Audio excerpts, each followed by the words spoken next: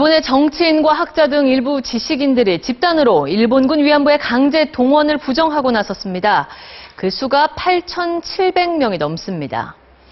올해 함께 전후 70주년을 맞은 일본과 독일, 그러나 전혀 다른 이 두 나라의 역사적 양심을 취재했습니다. 먼저 도쿄 이동의 특파원입니다.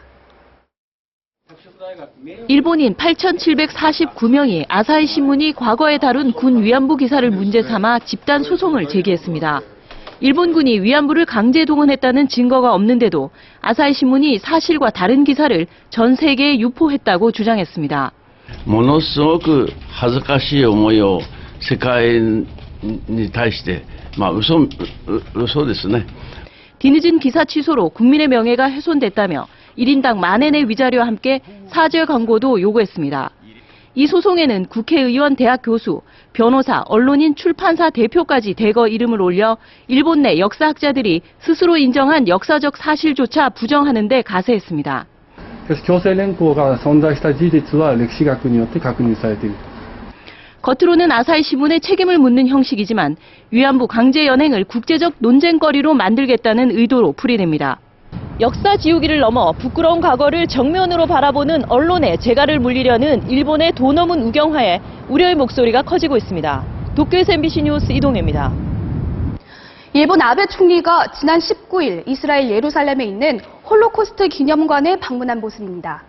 2차 대전 중 나치에 희생된 유대인 600만 명을 추모하는 이곳에서 유대인 전통 모자까지 쓴 아베 총리는 무릎 꿇어 헌화했고 비극을 되풀이해선 안 된다는 글도 남깁니다. 하지만 정작 일본이 저질렀던 가해의 역사에 대해선 단 한마디도 언급하지 않았습니다. 식민 지배와 침략, 마음으로부터의 사죄.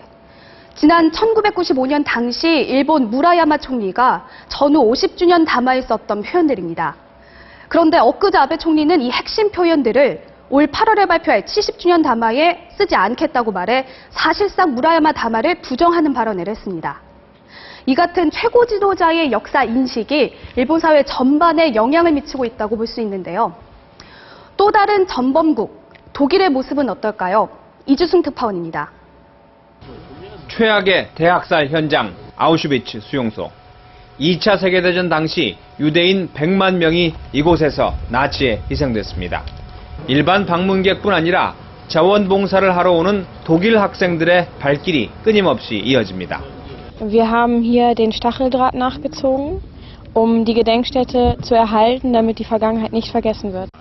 독일의 과거사 반성에는 지도자들이 앞장서 왔습니다. 지난 1970년 빌리 브란트 독일 총리는 유대인 희생자 위령탑에 무릎을 꿇었고 이 장면은 독일 과거사 반성의 상징이 됐습니다. 메르켈 총리도 무릎 꿇고 사죄한 바 있습니다.